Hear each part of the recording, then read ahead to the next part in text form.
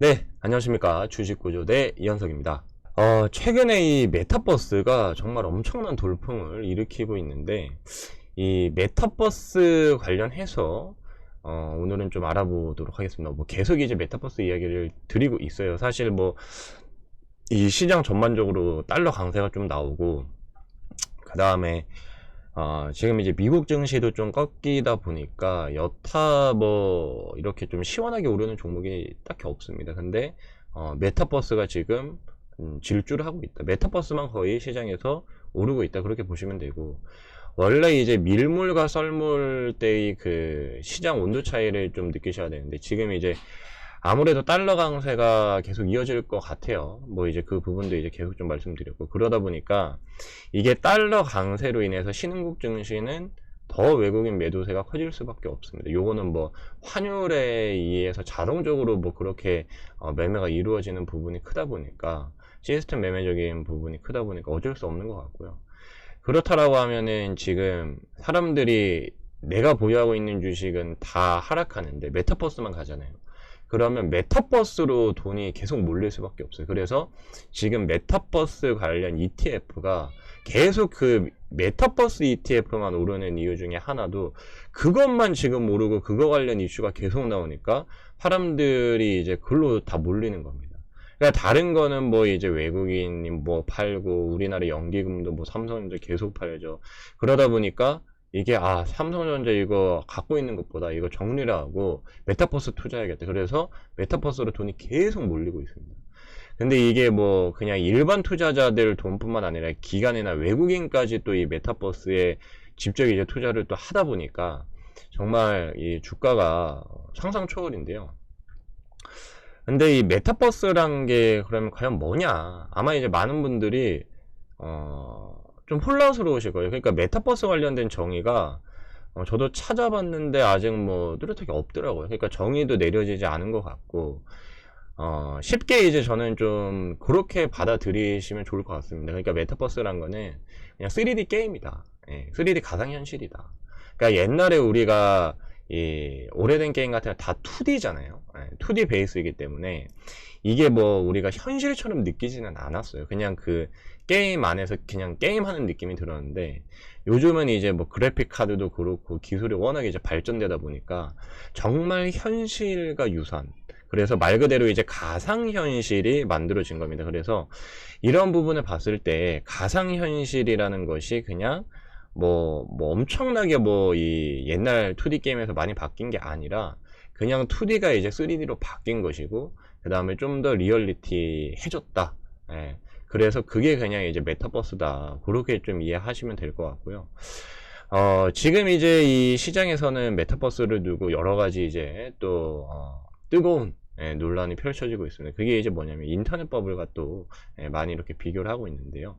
비트코인이 처음에 나왔을 때 이제 그런 말을 많이 했죠. 이거는 튤립 버블과 다를 바 없다. 그래서 이 버크셔 해서웨이 부회장인 찰리 먼거도 역겹다. 비트코인을 두고 이제 그렇게 말을 했는데 비트코인이 계속 올랐습니다.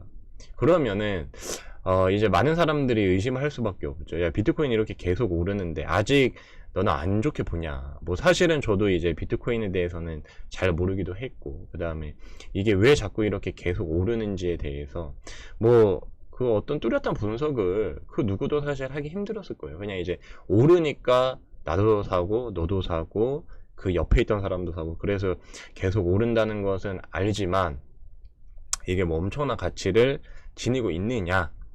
비트코인은 많이 오른 반면에 또 알트코인 같은 경우에 이제 많이 죽었잖아요. 그래서 메타버스도 어떻게 보면 인터넷 버블이 아니냐, 그런 이제 이야기가 나오고 있습니다. 근데 이거는 저는 확실하게 아닌 것 같아요.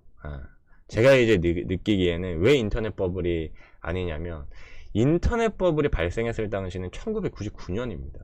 그때 당시에는 컴퓨터도 지금처럼 발전되지 않았고 스마트폰도 없었고, 그 다음에 네트워크 인프라가 전 세계적으로 그렇게 많이 깔리지가 않았어요. 지금도 보면은 후진국에 아직도 일부 후진국들은 네트워크 설비를 제대로 못 갖춰가지고, 저번에 뭐 이제 우리나라한테 5G 좀 잘 깔아달라 뭐 어느 나라 대통령이 그렇게 이제 말하기도 했는데, 그러니까 결론적으로는 이게 지금 인터넷 버블 같은 경우에는 인터넷을 쓸 수 있는 환경이 그때 당시 안 돼서 결국 뭐 지금 보면은 카카오나 네이버나 그런 기업들이 다 정말 그 인터넷 시대가 왔죠. 근데 그게 거의 10년 넘게 걸렸단 말이에요. 근데 지금 메타버스 같은 경우에는 인터넷 기반으로 어떻게 보면 다 게임이 돌아가는 거고, 네트워크 기반으로 해가지고 네트워크 인프라를 활용해가지고 결국 이제 게임이 다 돌아가는 건데, 인프라가 너무 잘 갖춰져 있습니다. 그러니까 뭐 물론 뭐 5G, 6G 뭐 데이터 트래픽 뭐 이거 더 지금 서버 증설하고 그런 부분이 있기는 하지만, 가장 큰 차이점은 인터넷은, 그래 인터넷 시대가 오고 이거 대단하다는 것은 알겠어요. 기술은 있는데, 네 인터넷 버블 때 같은 경우에는 이제 돈을 실제로 벌지를 못했었는데, 기업들이, 그러니까 인터넷 뭐 관련주다 뭐 한글과 컴퓨터 그다음에 뭐 솔본 그러한 뭐 기업들이 돈을 못 벌었어요. 근데 지금 메타버스 같은 경우에는 실제로 이 코인을 발행해 가지고 진짜 어마어마한 돈을 벌죠. 그쵸? 그리고 뭐 이 가상화폐 거래소만 해도 사실 거래 수수료로 뭐 강남에 뭐 빌딩 사고 뭐 그러니까, 사실 요거는 인터넷 버블과는 좀 많이 다르지 않나. 그러니까 가장 핵심적인 차이는 인터넷 기술로 돈을 그때는 못 벌었어요. 근데 지금은 메타버스 관련해 가지고 그다음에 비트코인, 블록체인 기술로 그거를 다 결합해서 돈을 번다는 겁니다. 그래서 지금 이제 이 게임주들이 너도 나도 지금 메타버스 이야기를 하고 NFT 사업에 진출한다라고 밝혔는데, 이 지금 기존의 이 게임 시스템과는 완전히 좀 달라지는, 그러니까 그 뭐라 그래야 되죠? 그러니까 원래 굉장히 뭐 좀 사업 구조가 정체적인 그러한 이제 기업이 있었는데, 갑자기 요게 뭐 어떤 딱 트리거를 통해 가지고 그 사업 구조가 굉장히 혁신적으로 다 바뀐 거예요.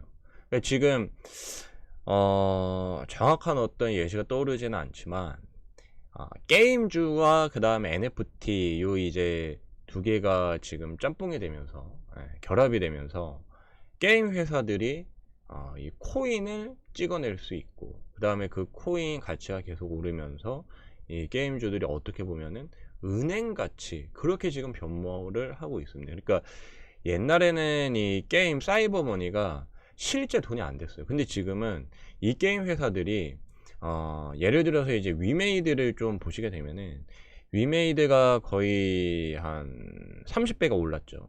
정말 많이 올랐는데, 위메이드도 위믹스라는 코인을 발행해 가지고 실제로 이제 뭐 비썸이나 가상화폐 거래소에서 거래가 됩니다. 근데 위메이드 미르4의 NFT 시스템을 적용을 해서 실제로 이제 사용자들이 위믹스 코인으로 게임 아이템을 교환을 할 수가 있는데, 이 위메이드 게임도 보시게 되면 옛날 그런 어떤 게임 시스템과 똑같아요. 그러니까 뭐 이 게임 팀별로 나눠서 그 이제 팀이 뭐 이제 공성전, 뭐 전투 같은 거를 하고, 이긴 팀이 광산을 차지해 가지고 광산에서 뭐 철 같은 거를 캡니다. 근데 그 이제 철 같은 거를 캐고 나오는 그 이제 아이템을 가지고 그거를 NFT로 바꿀 수가 있고 토큰으로 바꿀 수가 있고, 그 토큰을 또 위믹스 코인으로 바꿀 수가 있어요. 그러니까 게임 전투에서 승리를 하면은 그 게임 아이템을 캘 수 있는데, 그 게임 아이템이 실제로 코인이 되고, 그 코인은 곧 돈이니까 돈을 캐는 거예요. 그러니까 사람들이 죽어라 하죠. 그렇죠? 왜냐면 게임에서 돈 벌 수 있으니까. 그래서 지금 이 게임의 시스템이 완전히 바뀌었다. 블록체인 기술로 인해. 그러면 아니 그 사이버머니 막 거래하고 막 이제 그런 거 불법 아니냐? 아니 사이버머니를 가지고 그게 현실 돈처럼 그렇게 사용이 되면은 말이 안 되지 않냐. 근데 아직까지 여기에 대해서 규제도 없고, 오히려 세계 각국은 지금 뭐 비트코인을 오히려 더 활용하자, 그리고 NFT 매우 좋다 뭐 그러고 있습니다. 그러다 보니까 이게 지금 이러한 어떤 이 게임 관련 회사들의 시스템의 대변화가 계속 이루어질 것 같아요. 실제로 오늘만 해도 지금 NFT 사업 진출한다고 한 기업들이 손가락으로 세기도 힘든데, 일단 기본적으로 오늘 NC소프트 컨퍼런스 콜에서 NFT 사업 이야기를 했죠. 우리 미리 준비하고 있었다라고 밝히면서 NC소프트가 그냥 이제 상한가를 갔습니다. 그러니까 NC소프트 상한가 저는 처음 봤는데 상한가를 갔어요 정말. 와, 요거 뭐 무슨 생각이 들었냐면은, 아 이거 무조건 NFT는 잡아야 된다. NFT 사업을 하고 그 다음에 이 컨퍼런스 콜 관련 내용 중에 좀 핵심적인 내용이 몇 가지가 있어서 좀 소개를 해드리면, 일단 NC소프트도 그랬어요. 위메이드도 이게 국내 출시가 안 됐거든요. 국내는 규제가 많잖아요. 그렇다 보니까 NFT 관련된 규제 때문에 출시가 안 돼요, 그게. 근데 세계 각국은 다 됩니다. 이게 참 아이러니하죠. 완전 우리나라에 그렇게 후진국이었네 그런 생각도 드는데, 어쨌든 이 규제 철폐 빨리 해야 됩니다. 근데 NC소프트도 그 말을 했어요. 국내에서는 NFT 관련된 게임을 출시를 못하기 때문에 우리는 해외 시장 위주로 공략을 할 것이다. 그리고 지금 이 NFT 관련해서 뭐 코인 발행 그런 이야기도 했는데, 이제 이 NC소프트 리니지 세계에서 쓰이는 가상머니 이야기를 하면서 경제 시스템에 대한 이해가 우리 기업만큼 뛰어난 그런 기업이 없다. 그렇게 이제 말을 했거든요. 그러니까 그 말인즉슨 자기들 자신 있다 그거예요. 그러니까 이런 우리가 그동안 리니지라는 게임을 10년 넘게 장기적으로 운영해온 노하우로 이 가상화폐 그 다음에 NFT 시장도 꽉 잡겠다는 겁니다. 충분히 그럴 수 있죠, 그렇죠? 그래서 이제는 NC소프트 그 사이버머니가 뭐 어떤 뭐 아이템 매니아나 어떤 그 뭐 아이템 베이 그런 이제 좀 아이템 거래하는 사이트를 통해서 사고 파는 게 아니라 이제는 그냥 바로 가상화폐 거래소를 통해서 거래가 돼요. 그러면 또 가상화폐 거래소에서는 너무 좋겠죠, 그렇죠? 거래가 많이 되면 될수록 수수료가 계속 나오니까. 그러니까 이게 쉽게 이 가상화폐 거래소도 죽을 것 같지 않고요. 이 보면은 지금 위메이드도 사실 그 비덴트, 그 이제 가상화폐 주요 최대 주주 중 한 명이랑 또 이제 지분 투자도 했었고, 그 다음에 게임빌도 그랬고. 그러니까 게임주들이 왜 가상화폐 거래소에 이렇게 투자를 했냐 보면은 그게 좀 보입니다. 그래서 NC소프트 컨퍼런스 콜 내용이 매우 중요하지 않을까 그런 생각이 들고, 그 다음에 오늘 또 이제 급등한 게임빌도 자체적인 이제 이 코인을 또 발행한다라고 했죠. 그러니까 위메이드랑 지금 똑같이 가고 있어요. 위메이드가 지금 성공한 것을 보고 많은 기업들이 따라가고 있습니다. 그러니까 이거는 시대적인 변화고, 요거를 단순히 뭐 이제 사약이다, 요거는 말도 안 된다. 어떻게 게임에서 돈을 버냐, 그거는 옳지 않다. 무조건 우리는 노동으로 인한 어떤 수익을 얻어야 그게 맞다라고 하면은, 그러면 이제 꼰대가 되는 거예요. 그러면 정말 이제 옛날 사람이 되는 겁니다. 라떼는 말이야, 그렇게 이제 되는 거죠. 지금은 뭐 동남아 같은 경우에는 코로나 때문에 진짜 이제 동남아는 대부분 이제 여행 수입이 많은 비중을 차지하다 보니까 생계벌이가 안 되지 않습니까? 근데 그 사람들이 뭘로 다 돈을 벌었냐면은 엑시 인피니티라는 그런 이제 게임, 실제로 NFT를 가지고 내가 이 게임 내에서 돈을 벌 수 있는 그런 시스템에 다 뛰어들어서 그걸로 돈을 벌었대요. 그걸로 생계 유지를 했다고 합니다. 이게 완전히 다른 시대가 된 거예요. 정말 말도 안 되는 시대가. 그래서 저도 이거를 이해하는데 좀 어려움이 있고, 저도 이제 어린아이가 아니다 보니까 그 실제로 그런 어떤 게임을 하면서 그 어린 아이들의 트렌드를 따라가기가 쉽지는 않더라고요. 근데 이제는 좀 이해가 된 것 같고, 지금 게임빌도 코인을 발행한다 그래가지고 게임빌도 엄청 많이 올랐죠 지금. 게임빌도 엄청 많이 올랐지만 위메이드가 거의 30배 간 거 치면은, 얘가 코로나 때 13,000원이었거든요 30배면은 거의 40만원까지 간다는 건데, 그 뒤를 따라서 갈지 좀 지켜봐야 될 것 같습니다. 하여튼 저는 개인적으로는 게임빌도 좀 더 추가적인 상승을 충분히 할 수 있지 않을까 그런 생각이 좀 들고, 그 다음에 컴투스도 이제 메타버스로 본격적으로 시작을 했죠. 이제 어제 또 이 컴투스 컨퍼런스 콜 내용을 보면은 컴투비스라고 해가지고 아예 그냥 대놓고 메타버스 우리 갈 거다, NFT 우리 쓸 거다, 블록체인 도입할 거다라고 말했습니다.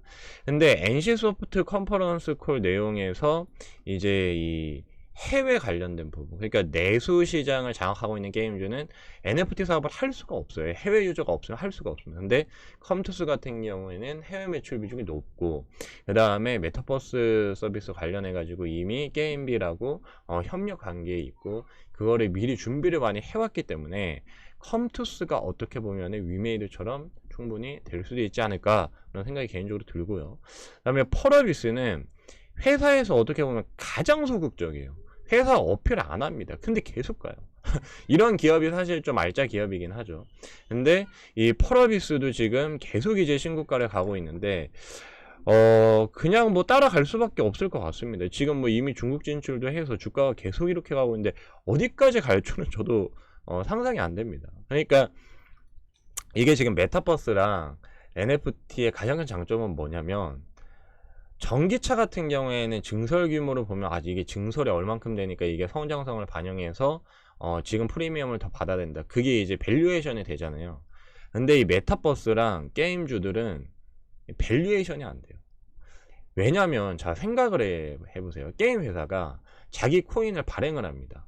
그러면 그 코인 가격이 만약에 계속 오른다라고 쳐요. 그 다음에 유저들이 그 코인을 계속 사용해서 코인의 가치가 계속 오른다고 해요.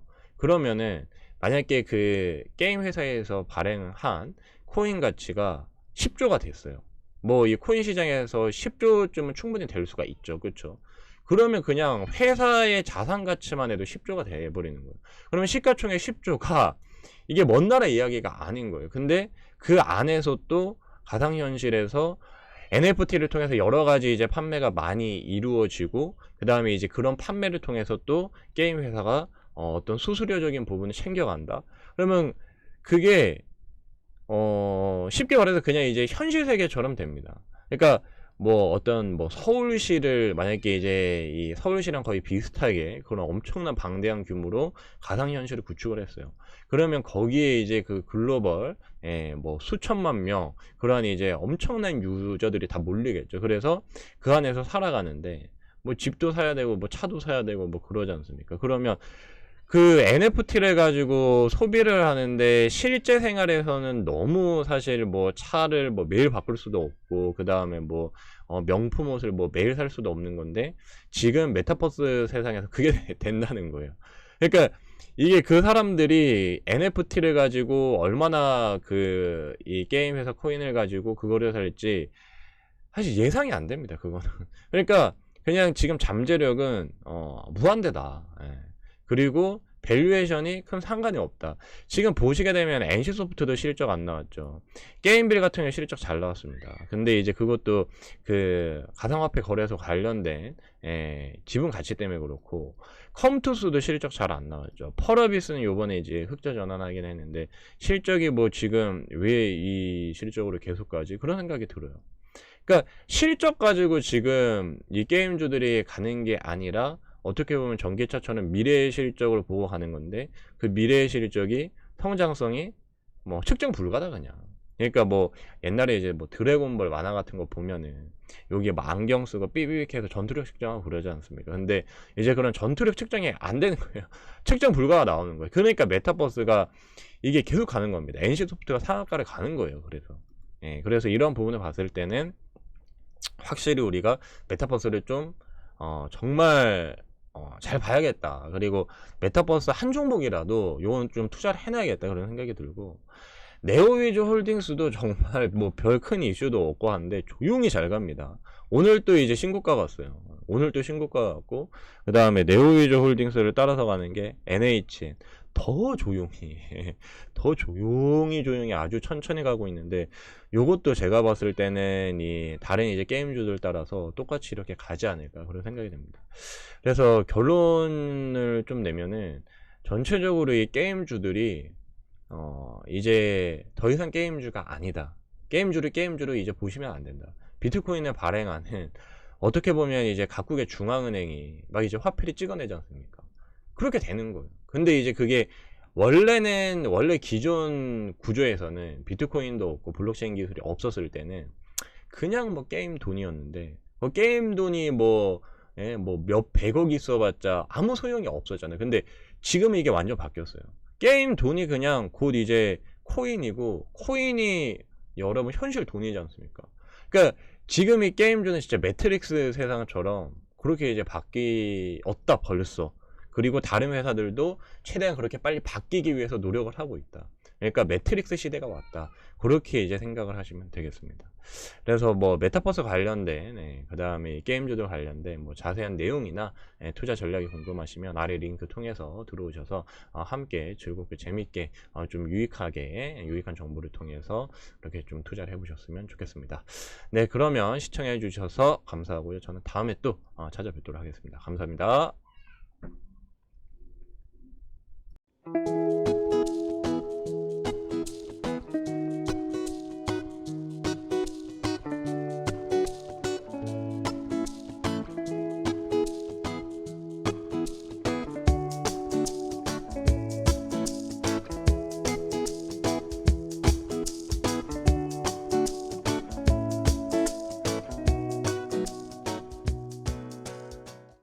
현재 이제 이 미국 연준, 그 다음에 파월 연준 의장은 최근에 테이퍼링 시작을 준비 중이라고 그렇게 이제 밝혔습니다. 그러면서 인플레이션이 내년까지 지속될 것이다. 따라서 우리는 이제 테이퍼링을 해야 할 것 같다. 그렇게 이제 밝혔어요.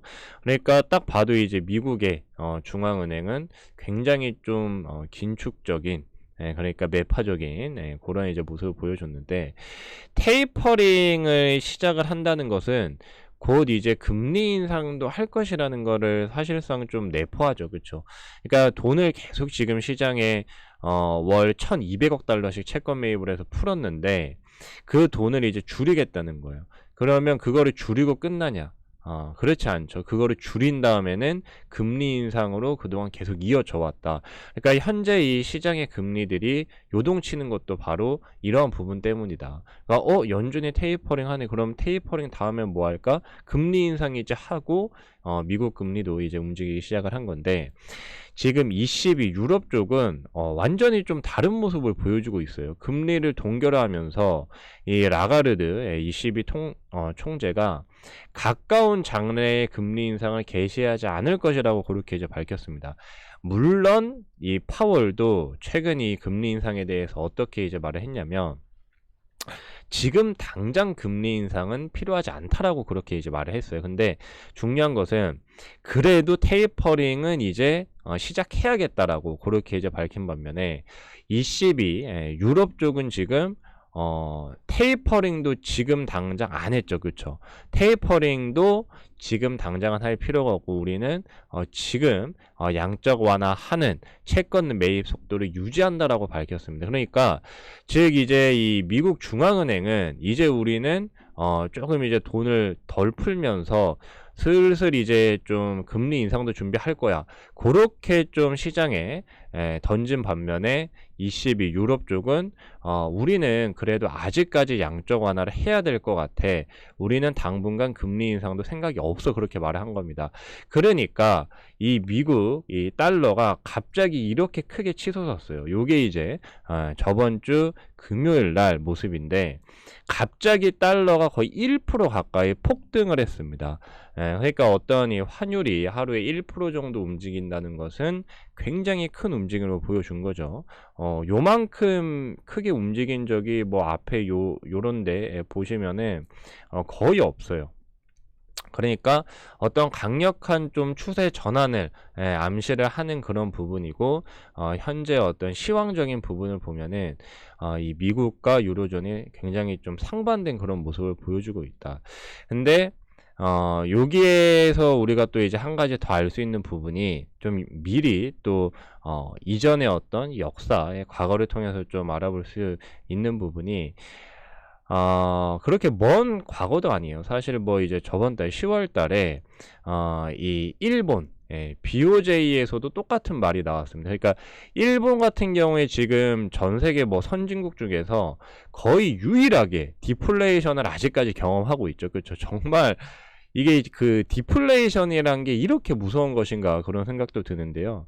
물가가 한번 내려가기 시작을 해서 사람들이 이제 이 물가는 더 이상 안 오를 거라고 생각을 하게 되면은 무려 30년 동안 물가가 이렇게 오르지 않는 정말 대참사가 벌어질 수도 있구나. 그래서 코로나가 터지고 나서 각국의 중앙은행, 그러나 이제 정부들이 왜 이렇게 디플레이션을 잡으려고 돈을 풀었는지 좀 한편으로는 이해가 돼요. 그러니까 지금 디플레이션이 만약에 왔다. 코로나 때 이렇게 많은 돈을 풀리지 않아서 디플레이션이 왔다라고 하면은 일본처럼 전 세계가 한 30년 동안 디플레이션 악령을 떨쳐버리지 못한다는 거예요.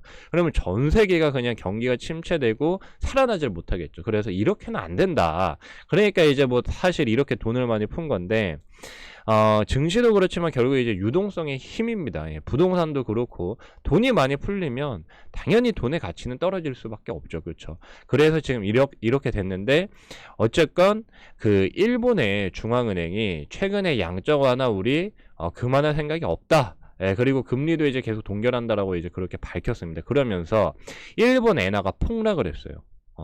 그러니까 지금 어떻게 보면은 유로화랑 달러랑 이제 정반대 포지션인데 유로화가 현재 굉장히 약세를 갑자기 보여준단 말이죠. 그리고 하필 그 최근에 있었던 일본 중앙은행과 똑같은 시나리오예요. 우리는 양적 완화를 계속하겠다. 금리도 동결하겠다. 우리 뭐 여전히 디플레이션이다. 고통받고 있다. 다만 이제 조금 다른 것은 유럽 같은 경우에는 지금 굉장히 강한 인플레이션, 무슨 뭐 20년 만에 사상 최고의 그런 또 인플레이션을 경험을 하고 있기 때문에 일본과 상황은 좀 달라요. 근데 그동안 유로화가 좀 굳건히 버텼는데 갑자기 이렇게 무너진다 그러면 요게 추세 전환의 어떤 신호가 될 수도 있겠습니다. 그래서 뭐 무조건 이제 달러 강세가 무조건 나오니까 뭐 주식 다 파세요. 그렇게 이제 말씀드리는 거는 아니지만 그래도 우리가 단기적인 달러 강세에 따른 어떤 주식 시장의 조정을 좀 대비할 필요는 있겠다. 그렇게 이제 말씀드릴 수가 있겠고, 그다음에 요 이제 그림을 보시면은 요게 이제 그 스마일 이론이라고 해서 달러가 언제 좀 강세가 나오고 언제 약세가 나오는가 그거에 대한 좀 설명을 해 놓은 거예요. 요게 이제 이 사람 눈이고 요거를 이제 입으로 이렇게 보기 때문에 이렇게 웃는 모습이다. 그렇게 해서 요거를 이제 스마일 이론이라고 하는데요. 달러가 언제 강해지냐 보시게 되면은 위크 글로벌 이코노미, 그러니까 글로벌 경제가 좀 약하고 그 다음에 로우 리스크, 좀 이제 이 위험 자산에 대한 선호도가 낮아질 때, 그러니까 리스크를 테이킹 하려고 하지 않는 거죠. 그러니까 안전 자산에 대한 선호도가 높아지게 되면은 당연히 이제 달러가 강해지게 됩니다. 그래서 미국의 어떤 이 안전 자산 요게 이제 부각이 되게 되면은 달러로 매수가 몰린다. 그래서 달러가 강해진다는 것이고요. 그 다음에 이제 반면에 달러가 약해지는 경우는 이 미국의 경제 성장률이 둔화가 되면서 굉장히 이 페드 연준이 도비시해져야 돼요. 그러니까 비둘기파적으로 바뀌어야 됩니다. 근데 지금 보시게 되면 연준은 살짝 매파적이란 말이에요. 이제 테이퍼링을 시작할 단계가 왔다. 그러면서 뭐 이제 조기 금리 인상도 기대 인플레이션이 높아질 경우에 고려해야 한다. 우리는 수단을 충분히 뭐 가지고 있다. 그런 식으로 이제 말을 했어요. 근데 이제 최근에 기대 인플레이션율을 보시게 되면은 굉장히 이제 그 거의 20년 내에 21세기 들어서 사상 최고치를 찍고 조금 이제 안정화되는 그런 모습은 보이는데 여전히 높은 수준이란 말이죠. 그래서 지금은 전혀 도비시하지 않다. 근데 연준이 이제 굉장히 이 긴축적인 그런 스탠스를 가지지 않고 비둘기파적인 굉장히 이제 온화적인 그런 이제 통화 정책을 펼칠 때 달러가 약세를 나오는데 현재는 그렇지 않다는 겁니다. 그래서 지금은 사실 어떻게 보면은 좀 요쪽으로 지금 가고 있지 않나 그런 생각이 들어요. 그리고 이제 또 하나 달러가 강세를 보이는 게 미국의 경제 성장률이 너무 좋을 때, 근데 여기 보시면 호키시 페드라고 되어 있죠. 그렇죠? 매파적인 그런 이제 연준이라고 보시면 됩니다. 그래서 지금 이제 비둘기파는 평화의 상징이지 않습니까? 돈 다 풀어. 돈 다 써. 너희 그냥 평화롭게 돈 나눠 가져. 그러면 이제 도비시 모드인데 호키시는 매파적이에요. 매는 굉장히 좀 사납죠. 그렇죠? 매섭습니다. 그러니까 이제는 안 돼. 이제 이 인플레이션 방치할 수 없어. 그렇게 이제 나오는 거예요. 그러다 보니까 현재는 달러가 강해질 수밖에 없다는 겁니다. 일단 전 세계 지금 글로벌 경제가 살짝 이제 주춤하는 그런 이제 글로벌 경기 둔화에 대한 우려가 일단 있고요. 그 다음에 지금 호키시 페드, 그러니까 요거랑 지금 요게 두 개가 요렇게 이제 연결이 된 거죠. 그쵸? 그래서 지금은 달러가 매우 좀 강해질 수 있는 타이밍이고, 거기에다가 엎친 데 덮친 격으로 유로존, 요쪽이 너무 지금 도비시하다. 페드가 도비시한 게 아니라 ECB가 너무 도비시하다는 겁니다. 그래서 이러한 모습을 봤을 때는 달러가 단기간이라도 좀 강세를 보일 그럴 가능성이 매우 높아 보이고요. 그리고 이제 한 가지 악재가 더 있는데, 이게 이제 G20 정상회의에서 또 나왔습니다. 지금 이제 모든 분들이 잘 알고 계시겠지만 미중 무역 전쟁이 3년 넘게 그렇게 이제 이어지고 있죠. 근데 사실 이렇게 뭐 전 세계적으로 뭐 인플레이션이 굉장히 높고 경기가 둔화될 그런 우려에 처해져 있고 코로나 위기, 이러한 뭐 글로벌 위기 앞에서는 각국이 대부분 공조를 합니다. 공조를 하면서 야, 요거 이제 공급망은 요렇게 너희가 좀 해결해주고 요렇게 해서 우리 좀 이 위기를 잘 한번 넘겨보자. 그렇게 하는 게 정상적인데, 지금 보시면 팔꿈치 인사도 없이 G20 자리에서 충돌한 미 블링컨과 중국의 왕이, 그러니까 여전히 뭐 코로나 위기가 있었고, 그 다음에 지금 물류 대란, 대규모 이제 공급난이 펼쳐지고 있는 상황에서도 G2 국가라고 하죠. 미국과 그 다음에 중국, 전 세계 이제 투톱의 이러한 거대 국가가 여전히 치고받고 싸우고 있다는 거예요. 그러니까 이 문제를 다 같이 협력을 해도 사실 굉장히 헤쳐나가기 힘들 것이라고 보고 있는데, 지금 화해는커녕 협력은커녕 여전히 싸우고 있다는 겁니다. 그래서 미국도 지금 전혀 양보할 그런 이제 모습이 안 보이는 게, 동맹과 공급망 정상회의에서 강제노동 언급을 했다. 이 강제노동을 왜 언급을 했겠습니까? 지금 유럽도 그렇고 미국도 그렇고 그 다음에 호주 같은 경우에 최근에 중국에서 호주산 석탄 수입 금지를 했어요. 근데 그 메인 이유가 호주에서 이 강제노동에 대해서 이 중국을 비난을 했거든요. 그러니까 중국 입장에서 야, 우리가 너희 석탄 그렇게 많이 수입해 주는데 어떻게 그럴 수 있어? 그러면서 맛 좀 봐라 하고 호주 석탄 수입을 아예 안 해버렸습니다. 그러니까 뭐 줄인 게 아니고 그냥 아예 하지를 않아 버렸어요. 뭐 그러면서 이제 중국에서 전력난이 발생했다, 그러한 이야기가 또 이렇게 나온 것인데, 결국은 이 강제노동 언급을 했다는 것은 어떻게 보면 중국의 가장 좀 이 약점을 건드리는 거거든요.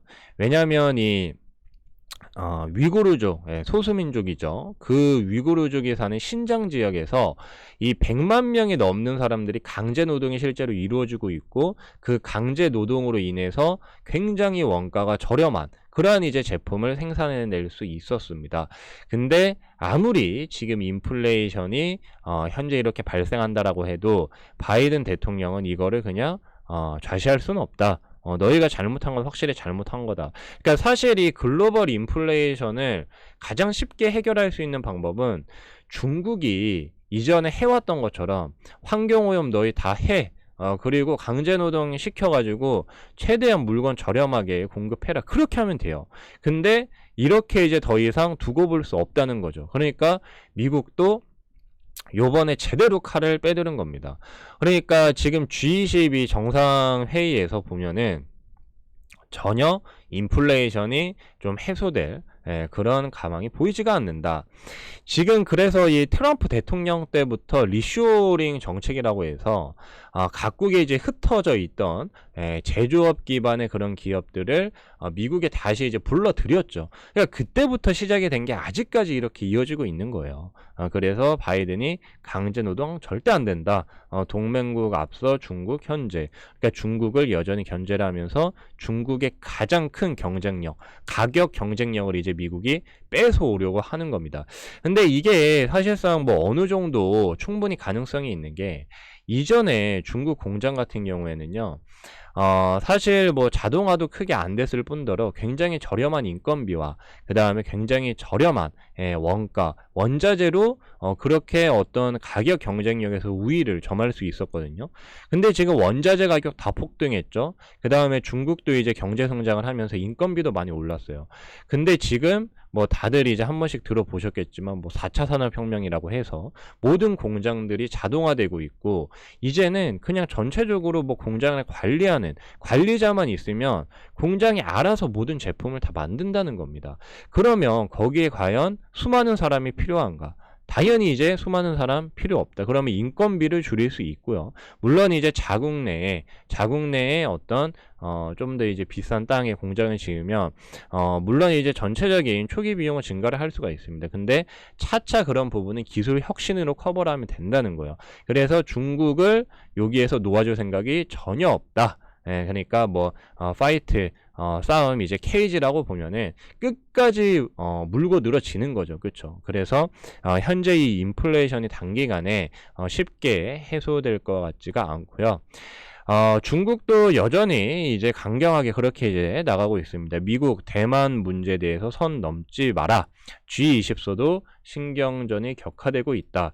그러니까 이 최근에 이제 대만이 중국이 계속 이제 세게 나오니까 미국한테 SOS를 쳤죠. 그러니까 이제 미국이 만약에 대만에서 전쟁이 난다면 우리도 참전한다.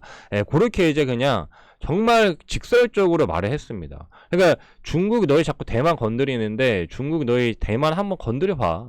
너희 건드리는 순간 우리랑 전쟁이야. 그렇게 사실 전쟁은 선포를 한 거예요. 그러니까 지금 중국은 여기에 대해서도 굉장히 민감하고 강제 노동, 이 신장 지역 위구르족 소수민족에 대해서 굉장히 민감할 수밖에 없습니다. 그러니까 서로 이렇게 민감한 부분을 계속 건드리니까 이게 쉽게 해결될 기미가 안 보여요. 그렇죠? 글로벌 뭐 이 서플라이 공급 체인은 여러분들 모두 다 잘 알고 계실 겁니다. 정말 밀접하게 거미줄처럼 얽혀 있기 때문에 이게 뭐 살짝 빗나가거나 어긋나게 되면은 정말 뭐 비용의 상승은 물론이고 공급망에 대혼란이 펼쳐질 수밖에 없어요. 근데 이걸 지금 미국은 바꾸고 싶어 하는 거고 그 다음에 중국을 제대로 지금 짓밟고 싶어 하고 있습니다. 따라서 이런 문제가 쉽게 해결이 되냐? 쉽게 해결이 되지 않을 것이다. 이전에 이 미중 무역 전쟁 이후에 뭐 한 번씩 들어보셨겠지만 미일 무역 전쟁이 있었습니다. 미국과 이제 일본 간에 미일 무역 전쟁이 있었는데 그때 당시 이 플라자 합의로 인해서 미일 무역 전쟁이 해소가 됐죠.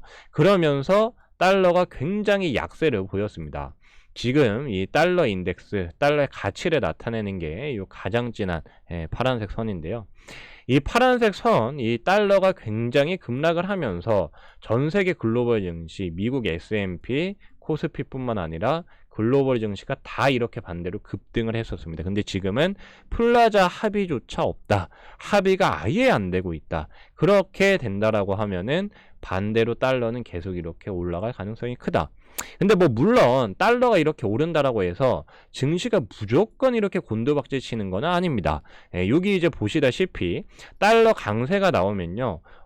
요렇게 좀 증시가 조금 뭐 이 달러 약세가 나올 때보다는 크게 오르지 못하지만 미국 증시는 또 달러 강세가 나오면 이렇게 오르기도 하고요. 코스피도 막 크게 하락하지는 않았어요. 다만 중요한 것은 우리의 어떤 이 기대 수익률을 좀 낮춰야 될 타이밍이기는 하다. 달러 강세가 나오면 그렇게 좀 이해를 하시면 되겠습니다. 그래서 11월 첫째 주는 이 서로 협력해도 모자랄 판에 서로 싸우느라 바쁘기 때문에 물류 대란은 물론이고 이 서플라이 공급 체인망도 사실 쉽게 회복되지 않을 것으로 그렇게 이제 보이고요. 무엇보다 이제 유로존의 굉장히 비둘기파적인 그런 스탠스와 연준의 엇갈리는 그런 이제 매파적인 스탠스로 인해 달러 강세가 단기간 강하게 나올 가능성이 크니까요. 달러 강세가 급속도로 진행이 된다라고 하면은 증시의 조정도 있을 수 있을 테니까요. 거기에 대해서는 충분히 좀 우리가 대비를 해 놓으시는 게 좋을 것 같습니다. 11월 둘째 주 매우 중요하다라고 좀 볼 수 있겠는데요. 최근에 뭐 워낙 이제 시장에 좀 이 변곡점에 다다르다 보니까 사실 뭐 매주 한 주 한 주가 굉장히 좀 중요할 것 같아요. 뭐 이게 어떤 기업이 성장을 하고 그 다음에 또 뭐 기업의 주가가 오르는 데 있어서 사실 뭐 매일매일은 그닥 그렇게 중요하지는 않습니다. 근데 최근에 뭐 우리나라 이제 요소수 대란에 그런 이제 부분만 봐도 요게 뭐 기존에 우리가 그냥 좀 편안하게 생각할 수 있는 그러한 증시 상황은 좀 아니다. 그러니까 굉장히 뭔가 이 큰 변화가 일어나고 있다. 굉장히 급박한 그러한 좀 상황의 연속이지 않나 그런 생각이 좀 드는데요. 일단 뭐 이 계속 좀 강조드리고 있고 그 다음에 시장에서도 이슈가 나오고 있는 부분이 바로 이제 인플레이션 관련된 부분이죠. 근데 요번 주 이제 월화수 해서 그 이제 관련 경제 지표와 그 다음에 연준 의장 그 다음에 부의장의 발언이 있습니다. 일단 그 오늘 밤에 당장 이 파월 의장하고 클라리다 연준 부의장의 발언이 있어요. 그동안 이 11월 FOMC 회의에서 테이퍼링을 본격한다라고 했죠. 근데 뭐 이제 시장에서 계속 좀 나왔었던 이슈이기 때문에 그때 당시 시장에 큰 충격은 없었습니다. 근데 이전과 좀 다르게 2014년도 그때 이제 테이퍼링이랑은 다르게 시장이 미리 계속 말은 했지만 그리고 충격이 딱 이제 발표 당시에는 거의 없었지만 그 이후에는 또 이제 관련돼서 조금 좀 뭔가 증시가 안 좋은 듯한 그런 느낌이 많이 듭니다. 그리고 이제 이 화요일 날은 미국 10월 생산자 물가지수 발표가 있고요. 그 다음에 수요일 같은 경우에는 중국 10월 소비자, 그 다음에 생산자 물가지수가 동시에 발표되고 미국의 10월 소비자 물가지수도 또 발표가 됩니다. 그래서 이 어떻게 보면 인플레이션의 현재 이제 좀 척도라고 할 수 있는 이런 이제 경제 지표들이 발표가 되기 때문에 특히 이 생산자 물가지수 같은 경우에는 이 소비자 물가지수보다 좀 이제 앞서서 우리가 물가를 예상해 볼 수 있는 좀 굉장히 중요한 부분이기 때문에 요번 주에 또 인플레이션이 또 화두가 되지 않을까. 그러니까 연준에서도 그렇고 지금 ECB 유럽 중앙은행에서도 그렇고 전 세계 중앙은행은 지금 사실 뭐 경기가 그렇게 100% 회복됐다라고 보기도 힘들고 그 다음에 금리 인상을 하기에는 또 이제 부채가 확 늘어나다 보니까 거기에 따른 또 이자 부담도 커질 것이고 해서 금리 상승을 최대한 좀 미루려고 해요. 그렇다 보니까 글로벌 금리가 한번 크게 치솟고 나서 다시 지금 하락을 하면서 좀 이제 잠잠한 상황이거든요. 뭐 우리나라도 이제 너무 이제 전 세계적으로 금리가 크게 치솟다 보니까 이제 정부에서도 좀 이제 대응을 했죠. 국채 또 이제 매입을 하면서 금리를 인위적으로 또 그렇게 잡기도 했는데요. 그러니까 그만큼 지금 인플레이션이 심각하고 전 세계 금리가 크게 좀 치솟고 있다라고 그렇게 이제 보시면 되겠습니다. 앞서 말씀드렸다시피 현재 이제 미국 연준이 테이퍼링을 본격화했는데요. 하지만 이제 중요한 부분이 있죠. 내년 테이퍼링 일정을 빈칸으로 뒀다. 그러니까 이제 계획으로는 11월, 12월까지는 그냥 우리가 이제 말한 대로 할 것이고 그 다음에 내년 1월부터는 테이퍼링이 좀 바뀔 수도 있다. 그러니까 요거를 두고 이제 브레이너드 연준 이사라고 해서 그 연준 이사를 선임하면서 이게 파월 의장에서 바뀌다 보니까 어떻게 보면 전 세계에 이제 가장 중요한 미국 연준의 총 이제 책임자 보스가 바뀔 수도 있는 것이 아닌가 그런 또 살짝 우려감이 있는데요. 어쨌든 지금 요거를 이제 빈칸으로 뒀기 때문에 사실 연준 입장에서는 좀 요거 이제 책임 회피하기가 편하고 그 다음에 이제 유동성을 조금 이제 좀 더 자율적으로 조절할 수 있는 그런 이제 상황을 만들어 놨다. 근데 한편으로 투자자들에게는 굉장히 또 좋지가 않죠. 왜냐하면 이게 이제 변수로 또 남아 있다 보니까 이게 상수로 돼 가지고 계속 이제 이 기존의 계획대로 줄여 나가겠다 하면은 예상이 확실히 되는데 지금 내년에는 또 이 테이퍼링이 어떻게 될지 몰라라고 요거를 이제 그 여지를 열어두다 보니까 투자자 입장에서는 사실 뭐 금리 투자나 뭐 채권 투자하는 그런 이제 메이저 투자자들에게는 또 이제 고민거리예요. 그러면 지금 이 10월 생산자 물가 지수나 소비자 물가 지수를 우리가 봐야 된다는 겁니다. 그래서 이런 부분에서 좀 이제 보면은 물가가 계속 잡히지 않는다. 그러면 당연히 이제 테이퍼링 속도가 빨라질 것이고요. 거기에 따른 금리는 다시 이제 빠르게 올라올 가능성이 매우 크다. 그러니까 금리가 빠르게 올라온다라고 하면 아무래도 이제 기술주에 이론적으로는 좀 이제 부담이 되겠고, 전체적으로 이제 시장에 좀 상승의 발목을 잡는 그런 요인이 될 수가 있습니다. 그래서 요 부분은 계속 좀 체크를 하셔야만 하고요. 그래서 요번 주 어떤 이 물가 지표 관련된 부분이 굉장히 중요하다. 그렇게 이제 보시면 되겠고, 현재 이 파월 의장도 한다라고 했던, 요거를 우리는 주목하겠다라고 했던 기대 인플레이션율이 현재 계속 2.5% 이상을 유지를 하고 있어요. 그러니까 2004년도에 금리 인상을 추세적으로 이제 쫙 했을 때 이때 기대 인플레이션율이 2% 이상을 계속 이제 유지를 하면서 계속적인 이 금리 인상이 실시가 됐거든요. 근데 지금 현재 이 기대 인플레이션율이 2.5% 이상을 유지한다라고 하면은 사실상 금리 인상을 하는 게 맞죠. 그렇죠? 그리고 지금 미국 고용도 지난주 금요일 날 고용 보고서가 발표가 됐지만 굉장히 개선이 됐단 말이에요. 뭐 물론 일부에서는 이 경제 참가율 자체가 좀 아직 저조하다라고 하는데, 요거는 이제 그 수치를 우리가 항상 통계를 분석을 할 때 여기 이제 좀 통계적 오류가 없는가 그거를 이제 보셔야 되는데, 지금 코로나로 인해서 굉장히 이제 많은 베이비붐 세대가 조기 퇴직을 다 해버렸습니다. 그러니까 평상시에 2배 이상 퇴직자가 늘어나다 보니까 요거는 이제 경제 활동률을 떨어뜨리는 요소가 될 수밖에 없어요. 그래서 지금 이제 중요한 것은 경제 활동 참가율이 아니라요, 일단 고용이 급격하게 지금 좋아지고 있고 거의 어떻게 보면 완전 고용에 가까워지고 있다는 게 더 중요한 사실입니다. 그래서 어쨌거나 지난주 금요일 날은 조금 이제 뭐 채권 시장 금리 관련된 부분이나 살짝 좀 언밸런스, 그러니까 디스매칭 되는 그런 이제 부분이 많이 발생을 했는데, 어쨌거나 지금 상황은 조기 금리 인상으로 좀 가고 있고, 그 다음에 기대 인플레이션율이 꺾이지 않고 있다. 그러니까 사람들이 물가가 쉽게 잡히지 않을 것이라고 계속 기대를 하고 있다는 거예요.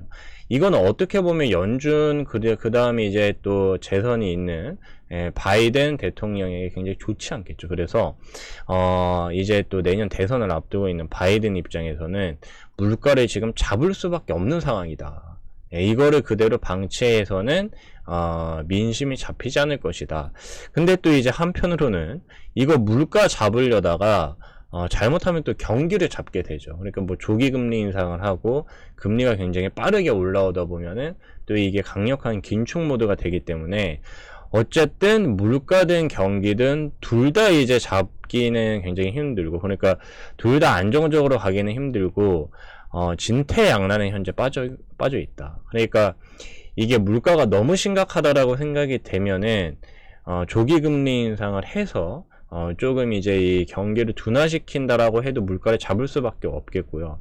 반면에 이제 물가 상승이 좀 둔화된다라고 하면은 그래도 이제 경기를 좀 이제 생각을 해서 조금 이제 이 금리 인상을 천천히 할 수가 있겠죠. 근데 어쨌거나 지금 선택의 시간은 계속 좀 가까워지고 있다.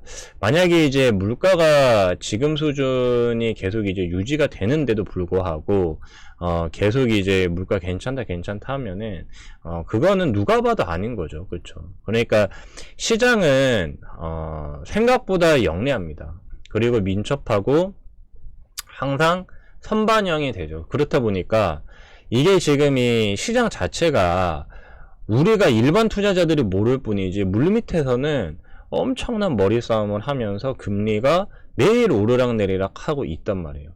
근데 우리가 그거를 이제 보지 못할 뿐이지 실제로 시장은 매일 굉장히 활발하게 움직이고 있다. 그 사실을 꼭 이제 아셔야 되겠고요. 그리고 뭐 이제 에이스테크나 솔리드 요러한 이제 기업들이 다 지금 저점을 거의 이제 바닥을 잡은 모습이기 때문에 굉장히 좀 우리가 안정적으로 그렇게 이제 접근을 할 수 있지 않을까 그렇게 좀 보여지니까요. 이 5G 관련 주들 좀 주목을 해보시면 좋겠습니다.